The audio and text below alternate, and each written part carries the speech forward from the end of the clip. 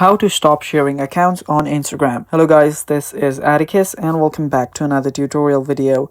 In today's video, I'll teach you guys how you can stop sharing accounts on Instagram. So without any further ado, let's dive right into it. So the first step you will need to do is open up your Instagram. After you're on your Insta, simply head over to your profile that is on the bottom right corner. Head over to the hamburger icon on the top right corner, tap on that. And after you tap on that, you will see your settings and activity. Now right under there, you will see your account center. Head over to account center and you should be on your Meta's account center. Now right here, you will see your profiles.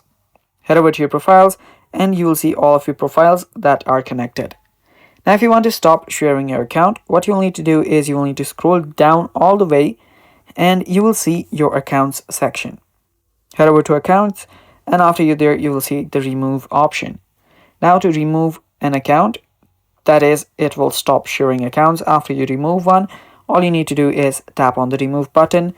And after you tap on remove, you will see the remove account option. Tap on that and then tap on continue.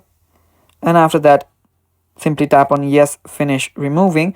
And after you do that, your account sharing will stop on Instagram.